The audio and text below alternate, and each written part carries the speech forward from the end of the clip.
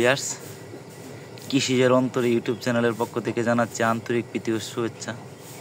তো দেখেন, শখ এমন একটা জিনিস যেটা যদি আপনি পোষণ করতে চান, মানে এত বেশি শ্রম বা এত বেশি কষ্ট করতে হবে না, এমনিতে আপনি ওটা লালন পালন করতে পারবেন।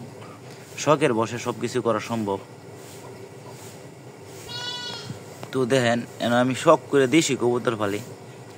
আসলে সবার আগে যারা প্রাণী মানে যারা পশুরে ভালোবাসে তারা সব কিছুই তাদের কাছে ভালো লাগে। তো দেখেন, আমার মোটামুটিভাবে 12টা কবুতর আছে। তো সবগুলাই একবারে পিওর দেশি, নির্ভেজাল, কোনো ভেজাল নাই, সম্পূর্ণটাই সবগুলাই দেশি। আসলে এইগুলো আমি অনেক অনেক আগে থেকে লালন পালন করি। বোধহয় কমসে কম 12-13 বছর আগে থেকে এইগুলো আমি লালন পালন করি। আসলে যদি আপনার মনোবল থাকে বা ওইদের প্রতি ফালার আগ্রহ থাকে, তাহলে ইনশাল্লাহ আপনার কোনো কিছু আটকাইতে পারবে না। তো দেখেন কবুতরগুলা, তো আমি এই দেশি সবগুলা দেশি কবুতরটা আমার কোনো খাবার দিতে হয় না। তো বলতে পারেন যে এখন খাবার দেন কেন? আসলে এখন বর্ষার সময় আমাদের ফসলে মাঠে কোনো ফসল নাই, যার কারণে এই কবুতরগুলা খাইতে পারে না, যার কারণে ডিম বাচ্চা দেয় না। দুলাইডারে কি বলছি, চাউলের গুঁড়া বা চাউলের কুদ ওইটা দিছি। তো আমি চেষ্টা করলাম কিছু মিশ্র খাবার এনে দেওয়ার জন্য। যদি আপনি মিশ্র খাবার দিতে পারেন তাহলে ইনশাল্লাহ সমস্যা হবে না। তো দেন, বাচ্চাগুলো আমি খাবার দিয়েছিলাম, এটা চলে আসে ওদের কাছে একবারে। আসলে যদি আপনার কাছে ভালোবাসা থাকে তাহলে আসলে কোনো কিছু আটকাইব না। তো সবগুলোই ঠিকঠাকভাবে আপনি লালন পালন করতে পারবেন।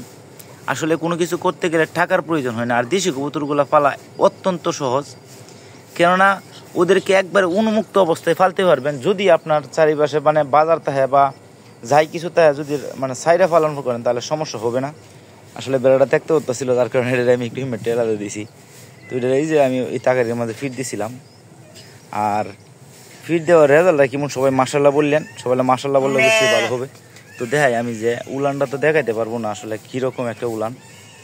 তো মাশাল্লাহ অনেক অনেক বড় একটা উলান, আপনি বিশ্বাসও করতে পারবেন না যে এরকম একটা উলান। দেখেন, অনেকটা দেশি গাভীর মতো উলান। দেখেন, আমি দেখাই, আবার জুম করে দেখাই। তো ফিডের গুণ অবশ্যই আছে। তো আপনারা অবশ্যই ফিট খাওয়াবেন, তাহলে আপনার বাচ্চাগুলো সব নেই, মানে 2টা দিক 3টা দিক সব বাচ্চাগুলো সুস্থ সবল থাকবো। যেহেতু দুধ বেশি পাইবো, বাচ্চাগুলো তাড়াতাড়ি আইব। তো দেখেন না, আসলে কবুতরগুলো খাবার দিছি আর এটা খালি ডিস্টার্ব করতেছে। তো আমি সর্বশেষে বলতে চাই, যদি কেউ কবুতর পালতে ইচ্ছুক হন তাহলে মানে খুব সহজ এগুলো লালন পালন করা যায়, আহামরি কোনো সমস্যা নাই। মানে অত্যন্ত সহজভাবে আপনি লালন পালন করতে পারেন। আপনি যদি ঘরের এই যে ঘরের কানিসে যদি মনে করেন যে এই টিন বা ক্যারেট বাঁধে দেন, তাও লালন পালন করতে পারবেন। আবার যদি মনে করেন ঘরের ভিতরে দেন, সে জায়গায় পালতে পারবেন। আমি দেখাই আমার এই ঘরের ভিতরে কোন জায়গায় আমি দিছি কবুতরের কূপগুলো, সেটা দেখানোর চেষ্টা করি।